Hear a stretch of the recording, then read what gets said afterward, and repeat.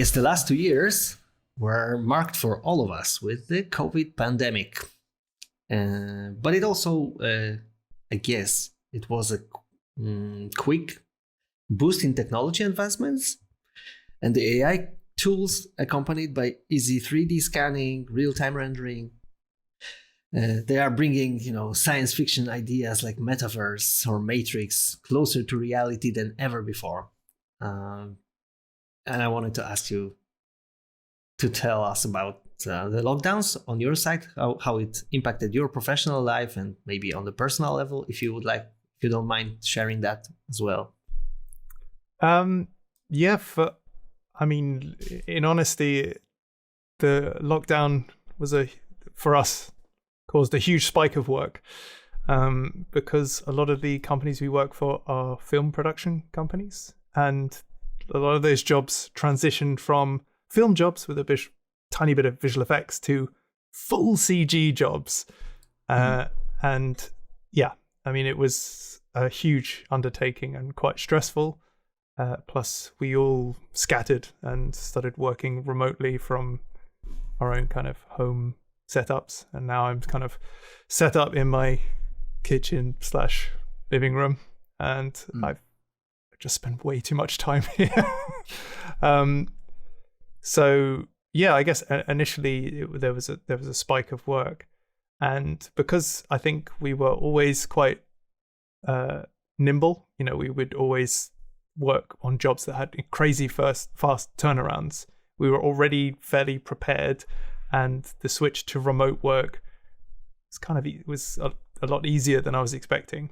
As in, we used to have like a server cabinet full of render machines and stuff, and we kind of got rid of those in the past. We used to be heavily dependent on a central server, but we started working remotely again before COVID and lockdowns and pandemic hit. So we were already fairly sort of autonomous, and it was fairly smooth. And a lot of us didn't go. Well, I didn't go outside that much anyway, so it was again an easy transition. Yeah, that was kind of a little bit like in our team. Like I've talked to one of my friends in our place, and we used to work remotely just before the pandemic. And he is also like kind of a dude, more inclined to be in house and then outside. So he said, "Well, nothing changed really. It's all the same. The work is the same." Yeah, but I think it's quite a unique perspective. Yeah.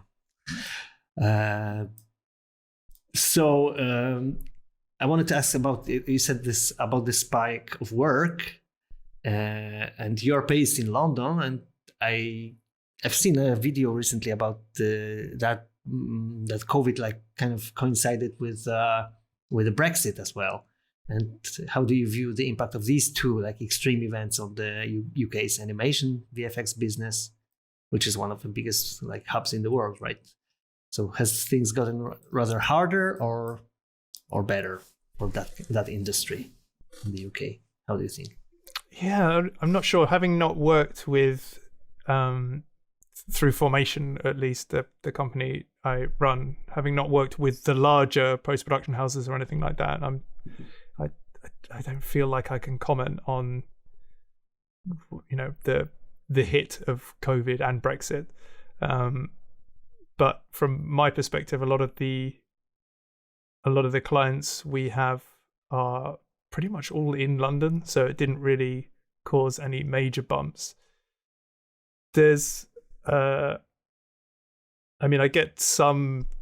I have one client in the States, and it became complicated suddenly getting payment. So there was some sort of hiccups there, and even through platforms like YouTube and stuff, I remember there was like a whole new system you had to go through in order to monetize things. So I could imagine larger YouTubers and stuff have had issues with that. But again, from my perspective at least, it hasn't changed too much. Yeah, so kind of optimistic for the digital world at least, it's a shame. Because we're all becoming more connected, and Brexit feels like it's doing the opposite.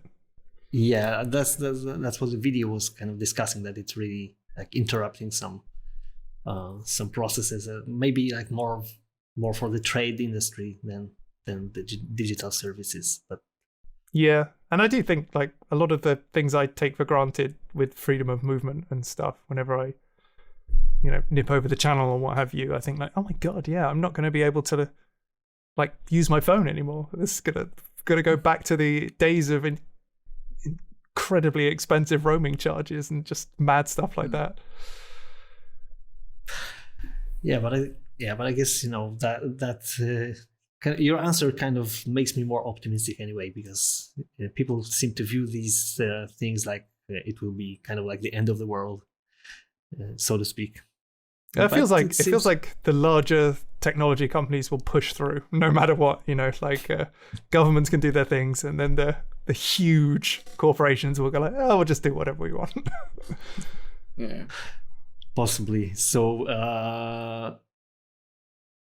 I think that that question that I wanted to ask was kind of answered by you, saying that there's an impact of work. But do you think that this will kind of stay for longer? Because we saw like great booms in the pandemic era, like Zoom, for example, was exploding really because people were all connecting via web and using this for work, for other meetings, or every possible connection. And Netflix, I guess, really blossomed while cinemas were closed, right? So do you think that this increased demand for 3D artists' work will continue? Is here to stay, or will it gradually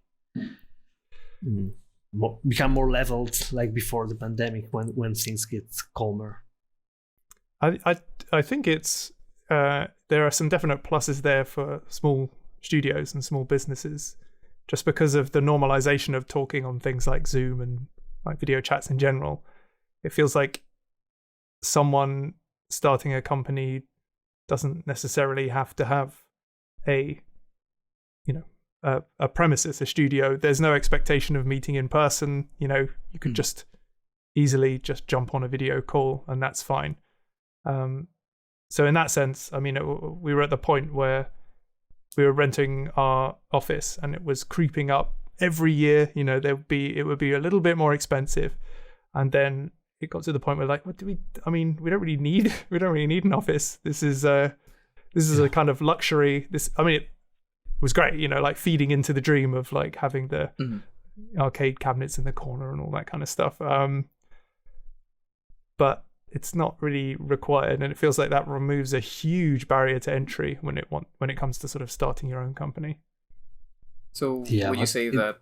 I'm sorry, like. It just makes the real estate owners of the office buildings cry, probably. It's true. Yeah. Say that everything goes back to normal. We can all like hug our friends and family and whatever. Would you consider going back to the office, seeing that you've dipped your toes into like the dream of owning an office, or would you rather keep this, I guess, decentralized remote work setup for you and your company? At the moment, I'm thinking the remote working is good. I think there will probably be some point where just myself will go a bit stir crazy, and we'll need to have a different, because at the moment, like the flat I'm in is tiny, and the room I work in is the room I prepare food in and watch telly and do everything in, and I'm just in this one room all the time. It feels like perhaps if I had a home office that was separate, I would go a little bit less crazy. But I do find myself having to go out at least once a day just to, not feel like I'm contained in a tiny little room. Yeah. I wanted to see if you also maybe miss the opportunity of meeting other fellow 3D artists, like the conferences that were cancelled because of the COVID. Like it's already 2 Blender conferences that were just an online thing and not. Yeah, that's true. I'm aware that having gone through a lot of sort of career development without a pandemic and without any kind of lockdowns in place, I already have like continuous clients and people I know, but having to network over the last 2 years, Jesus, yeah, that must have been a hell of a time. Like I can't even, whenever I think about sort of graduates in coming out into the industry, I just think, oh my God, it must be absolutely horrific at the moment. Mm-hmm. So you're saying you're locked in your small space, and yet you have all the virtual world under your fingertips with your computer, so to speak. So I wanted to ask whether you've seen the latest Unreal 5 demo with Epic, the Matrix Resurrections one. I have, yes. I haven't got a PlayStation or an Xbox myself, but actually went over to a friend's house and had to play with it, and it's very cool.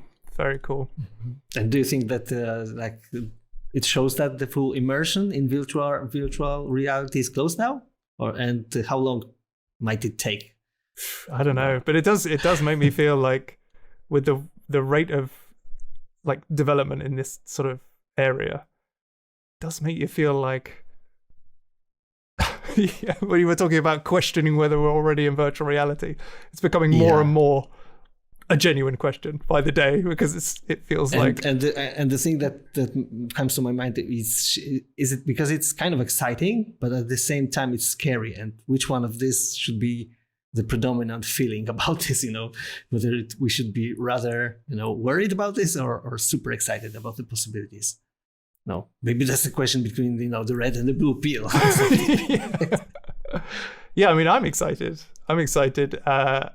just for using like the amount of creative tools that are there. Seem to be it's just a new way of experiencing stuff, which for things we were talking about like sculpting, or I've been using it recently for things like motion capture. I'm just talking about things like the Oculus headset, the Quest.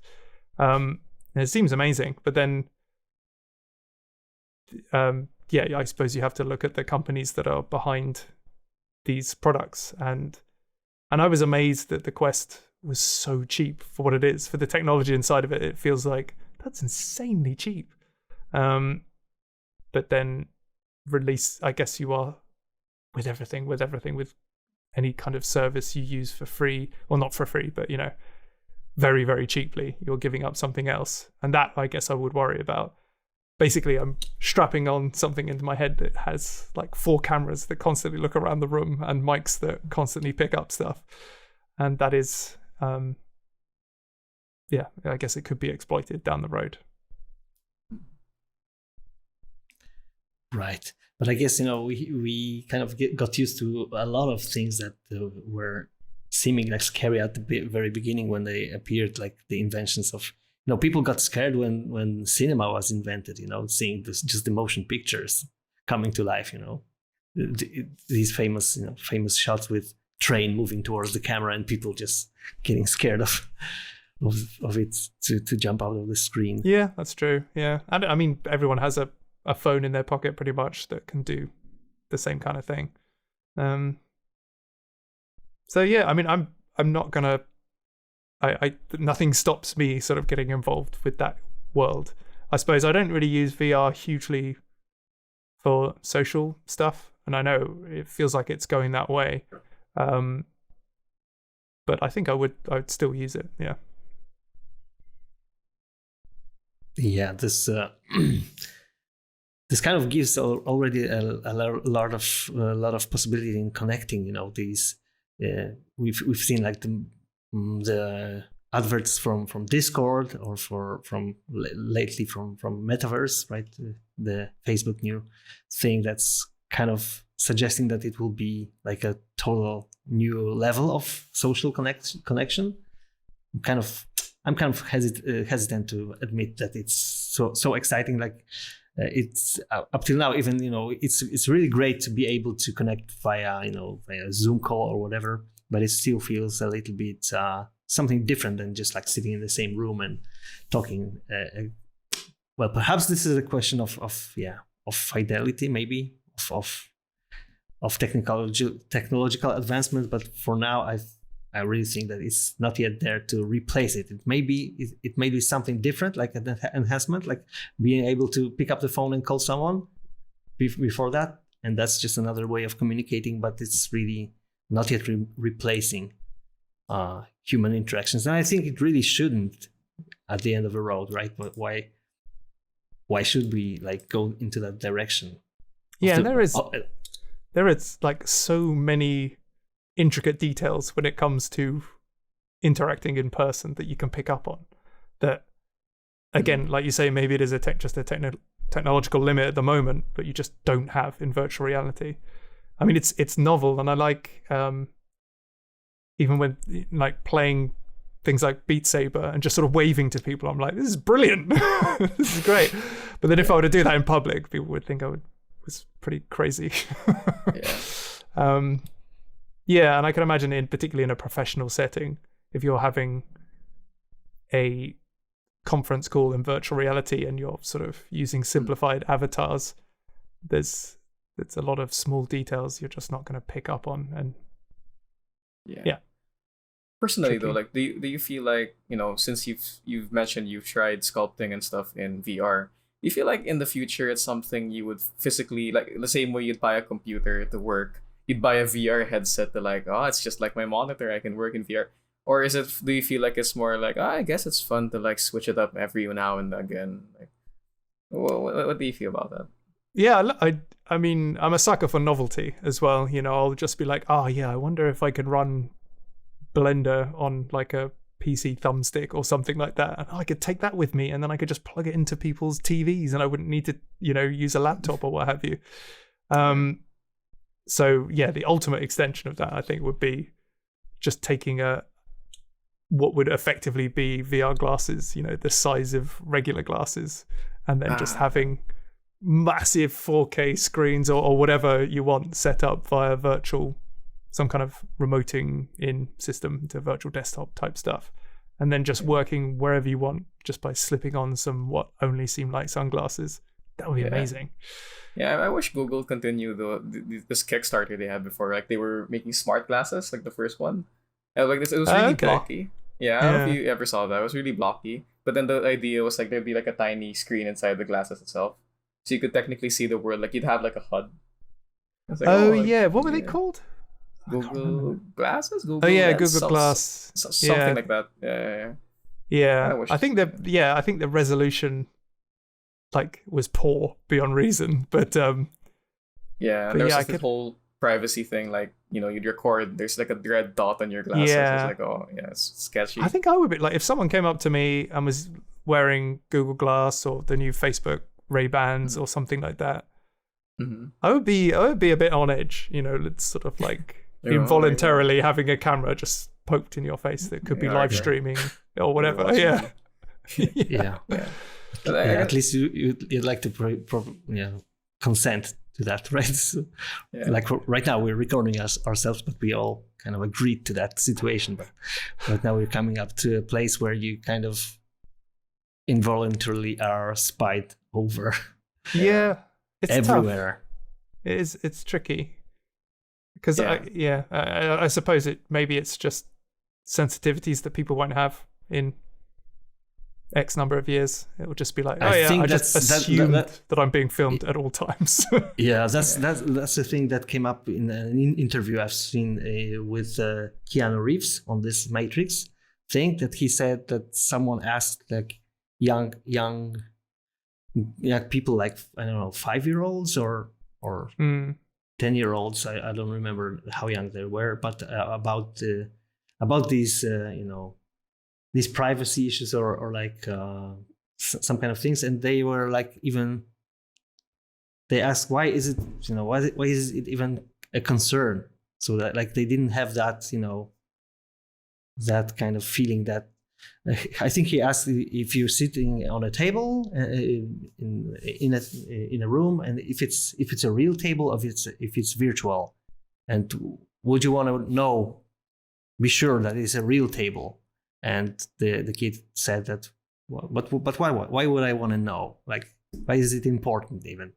So they had like this kind of new mentality that it's not even an interesting thing if reality is real or not. And that's kind of like mind blowing. That is scary. Yeah, but It's kind of weird. I thought that it was scary. Like it comes down to some kind of philosophy, if what we are perceiving as reality is real or not. And it's like it's a really like an old question. It's nothing new, right? But now technology is like kind of bringing the same question in a very practical way, right? Yeah, and there is a lot of, I mean, going back to CG as well, I suppose, it feels like there is more respect for real world things. I'm just thinking of the comparison of someone sculpting something, like someone sculpting a figure in 3D using ZBrush, and someone doing it in real life in clay. That person in clay is going to get way, way, way more respect. And I'm not entirely sure why. Maybe it is because it's more understandable. It's more accessible. And that exactly brings me to the next question that I wanted to ask. And this is about digital art in general. And I'm sure that I've seen you are using Twitter. So I'm pretty sure throughout this last year, at least, you must have been bombarded by the topic of NFTs. Oh, yeah. And what do you think about all the hype? And it scratches this thing about, real artwork being more valuable than the digital one. Yeah. And I really want to like NFTs just because I feel like the kind of work I like doing would be really good as an NFT project. I'm obviously very aware of the environmental issues around the proof of work system, isn't it? That the blockchain runs on at the moment. Yeah. And that's a sort of a red flag. And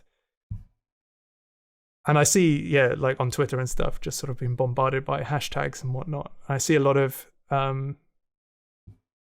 guess, community language being used as well that I don't fully understand. And so I guess I'm shying away from it because I don't understand it fully. And whenever I try and find neutral like articles written about it, I can't find them. It's either massively pro or massively against. So I guess my hope is that maybe sometime next year when things move to proof of stake or whatever, and the dust settles, maybe I could get involved with that kind of stuff because it does seem like a lot of fun. And a genuine way to support fairly original art that isn't based on anything but whatever you want to do. But then maybe it'll all be over by then. I don't know. Like it's something I should really learn more about, I suppose. Yeah, I guess it's tricky though, because you know the whole thing where in art it's either you're pro NFT or you're against NFT. And then anybody who does NFTs, a lot of people are like, oh, cancel this person. He's like a not good artist anymore. He does NFTs. But then it's like, you did the research, the term proof of work versus proof of what's that? The stake, I think. Proof of stake, Proof of stake. And then like one is clearly better than the other, and then you do NFTs in the future, and you're like, oh, like it's pretty good. But then people who don't know anything about it are like, oh, crypto bad, NFT bad. Yeah, like, sure. How would you deal, or how would you approach dealing with, like, I guess the initial negative press about NFTs, since it's something that eventually all artists would want to go for anyway, since digital art's so easy to copy and paste and all that stuff, versus again the people who make real art, or rather physical art, they get to call the shots because like, hey, it's real, versus this, I guess, some drawing in the PC. Like, how would you deal with the negativity of that aspect? I'm not sure. Like, I feel like I deal with it at the moment by avoiding it, avoiding all confrontation, basically. I've had a few people reach out to me to work on NFT projects, and I guess I felt uneasy about it. But since then, a lot of the people I follow have jumped on to NFT and are using what seem to be a lot greener platforms, which don't require Burning the Ethereum planet. and stuff. Yeah. Yeah, exactly. So yeah, I mean, at the moment, I just don't have the knowledge to fight the corner of pro NFT or pro Orcon, I suppose. I just hope that I'm just leaning on the population en masse to kind of decide which is a full-on cop-out. I'm aware of, like, yeah. I think it's heading into some kind of solutions for these problems, because it's like with all the new stuff that's coming, and it's quite revolutionary, and it's got like this level of people not really understanding what NFT is, like that you're paying for something that is not even kind of like, it's not easy to grasp. You don't really even buy the artwork, but rather kind of like a digital signature of it, and the proof that you really own the original or something like that. So it's kind of like more of a original mark on the artwork, and people like going crazy about this. And then you get paid with cryptocurrency, which is also like another hot topic, and it's very very divisive, I guess. I mean, I suppose if one were to start producing some kind of NFT art, there's a lot of doors they have to get through just to get to the point where they're selling something. Yeah, exactly. I suppose you have to spend money as well, don't you? You have to like gas fees and stuff like that. You used to. I think you had to do that before, but right now there are some options on doing that. I think after the transaction or something like that. Like there are some ways to do it differently, but like most of the popular platforms, require some kind of upfront investment on the artist side. And there has been also these marketplaces that are emerging, and they are kind of curating the market, so they like pick artists that can publish on the platform. So it's kind of like a way of pre-filtering the space, because it was all like that's another problem of the whole new space, that it's so wild west right now, that it's kind of like the old days when the file sharing services were the problem of musical market, right? And there was like the whole fight against Napster and things like that. And right now it's like people doing NFTs, like stealing other people's art and selling this as NFTs. It's like a huge problem that's arising because of the hype for the easy money, right? Yeah, I do think it feels like a lot of NFT projects have come from passion projects where it's not necessary. I mean, it's still bad using other people's copyrighted material, but I'm just thinking of things like, where does the line get drawn? If somebody's using somebody else's HDRI for lighting at the scene, and it's clear that you can see that in the reflection in their glasses or something, and then has sold that for, I don't know, $6 billion or whatever the hell. At what point does that original author of the HDRI sort of claim that they contributed, even to the tune of like $100,000 or something? It feels like it's quite difficult. And I know that there's I don't know, it just feels like copyright, it's a bit wild westy at the moment when it comes to NFTs. It's just really weird. And there's the completely other aspect of NFTs is where you spent like most of your life making art, and you spend so much time on like portfolio ready renders and all that, which could feasibly become like really expensive NFTs, right? But how do you feel about those other NFT, like the monkeys, where it's just like 1,000 different variations of like this one thing, and then you see one of them being sold for like a $6 billion or something, versus like, let's say your real art, like people would say put more value into because you put more work into it, and it's not doing $6 billion. Like how do you feel? What are your thoughts on that? Yeah, I mean, if the concept is something that is original, then I'd say it's comparative to real art. Like, there's a lot of equal amounts of effort put into real art that sells for, unusually large amounts of money at auction. And I guess it's a market that's just born out of people willing to pay for it, which I guess I'm not against. So Yeah. I guess it becomes, maybe it discredits it a little bit because it just feels more like you're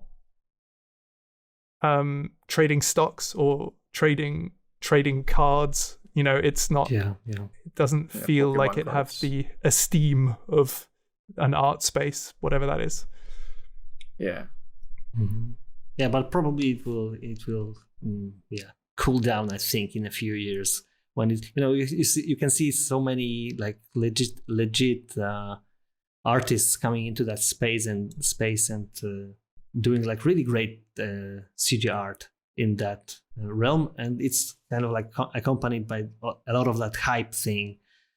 I think it just has to boil in that crazy cauldron, and maybe things will settle after the whole hype period. But then I think part of me thinks that a lot of it is fueled with hype, and maybe the settling period is, I've talked to people in the past where I said like, oh yeah, I might get into NFTs like in a year or so when everything quietens down. It's like, oh, that's it, you're out then. It's not going to be that big anymore. It's just like, okay. but then it puts it like a bubble, right? So that some people get quick, easy money, and the other ones are just going to pay for it after the whole market crashes, right? Yeah.